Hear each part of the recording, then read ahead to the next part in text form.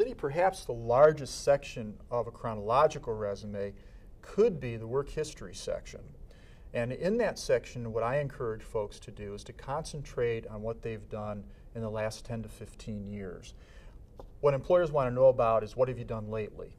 And really, in most industries, anything that happened more than 15 years ago is probably going to be out of date with the way technology has advanced recently. So you want to make sure that you're giving the employer what they're going to be able to use.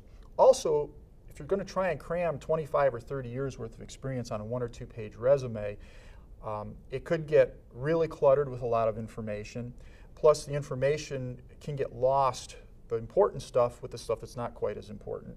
And also, by limiting it to the 10 to 15 years, what you're also doing is you might be limiting what an employer may assume about your age. Right, yeah, you got to be careful about that these days. So I want to make sure that I'm not hiring somebody who might be retiring in a year or two. Sure. And be right back where I started from. Also, resumes have changed in the last 3 to 5 years from being just like a job description list to something that's more accomplishment-based. Not just what you've done, how well did you do it? Very, very important. And along with that is, you really need to quantify what your accomplishments are to really show specifically what you have done for that employer. And in addition to that, I think it's important to include keywords.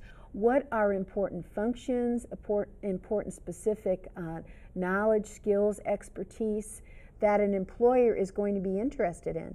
If somebody is, let's say, in accounting, they might include as part of those statements there, use of some phrases like accounts payable, accounts receivable, general ledger. Or let's say someone is in a manufacturing environment, they might use specific names of specific machining, or let's say, blueprint reading, for instance, because with the volume of candidates today, employers are using a scanning program to actually pick out and select candidates based on keywords. Mm-hmm. And you had mentioned about quantifying how well you do things. A really good way to do that is to use numbers. If somebody's in manufacturing and they're processing 15% above quota, an employer is going to want to know that because that means you're going to make 15% more profit for them than the average person. And I suggest to folks that when they use numbers, to use the digits. Don't write out the word, because the digits will pop right off the page to the employer. The employer, as they're scanning that resume in that 5 to 7 seconds, is going to be able to recognize those important things right off the bat.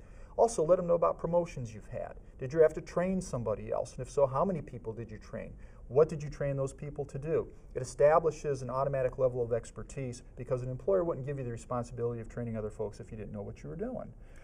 And sometimes people also accomplish things as part of a work group. Let's say there is a production goal, and as part of a team you met or exceeded that goal. That's perfectly acceptable also to show that as a bullet on your resume in terms of what you've accomplished as part of that group effort. And let the employer know what other things you've done outside of the normal job responsibilities, because what that'll show is versatility, and it also gives the employer more value if you're the candidate that they decide to pick for that position. Sure.